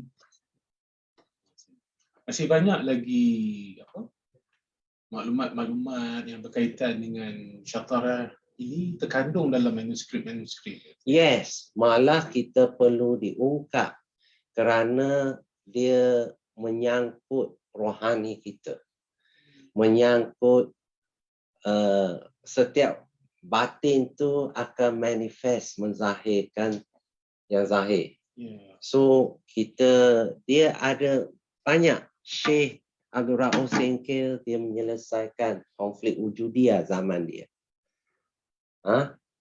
Konflik wujudiyah, kafir mengkafir, bunuh-membunuh, dia menyelesaikan zaman dia.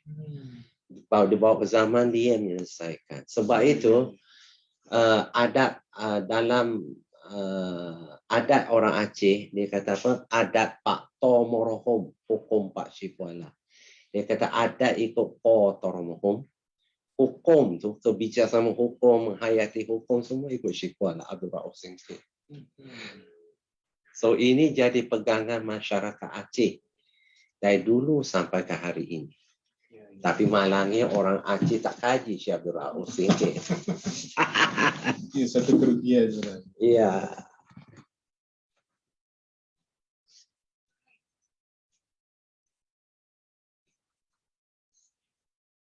Jadi boleh kita teruskan ni? Boleh kita baiklah doktor. Nampaknya setakat ini sahaja program kita pada kali ini. Dan ini adalah satu topik yang menarik sebenarnya. Setidak-tidaknya ia memberikan penjelasan sebenar. Apakah itu tarekat? Ini yang sebenar-benarnya. Secara tidak langsung mengubah persepsi orang-orang awam. Yes, terhadap disiplin ilmu tarekat rohani. Betapa pentingnya mereka memerlukan guru untuk mengguide mereka dalam perjalanan hidup ini. Betul sekali doktor. Dan sekali lagi yang lebih penting, tidak sewenang-wenangnya orang awam mengatakan tarekat ini sebagai sesat. Yes. Dia memang ada tarekat yang sama. Tapi kerana pewarisan mursyid tak betul, ijazah tak betul, apa pun semua tak betul, dia nama sama tapi dia sesat. Macam Syataria, ada yang Syataria sesat, ada yang Syataria betul. So tergantunglah pada mursyidnya, pewarisan ilmunya dan sistem yang diamalkan. Dan kepada para penonton sekalian, saudara-saudari penonton sekalian boleh dapatkan buku Tarikat Syatariah Alam Melayu. Yang ini kita boleh dapati di mana tu, Doktor? Ini boleh dapati dengan pegawai saya yang bernama Encik Bazri di Atma. Encik Bazri di Atma, nombor telefon dia 011 3225 9091. Saya ulang lagi, Encik Bazri 011 3225 9091. Buku ini boleh kita dapati di penerbit ke? Boleh juga, tapi saya tak tahu dia jual ke tidak. Maknanya setidak-tidaknya para penonton sekalian sekiranya berhajat kepada buku ini boleh datang sendiri ke Institut Alam dan Tamadun Melayu Universiti Kebangsaan Malaysia, ya. Atau lihat dalam internet, cari Atma, Ya. pegawainya Encik Bazri Mokhtar. Encik Bazri. Encik Bazri. Okay. Mana yang tertera di chatting, ya. Mudah-mudahan insya-Allah membantu kita, ya. Baiklah. Dan semoga kita bertemu lagi di sesi yang akan datang. Semoga segala input yang kita perolehi pada hari ini memberikan manfaat kepada kita, menambah ilmu dan yang paling penting ianya memberikan menjelaskan tentang apakah tarikat itu pada erti kata yang sebenarnya. Maka dengan ini kita akhiri majlis program kita pada pagi ini dengan wabillahi taufiq wal hidayah. Wassalamualaikum warahmatullahi wabarakatuh. Waalaikumsalam warahmatullahi wabarakatuh.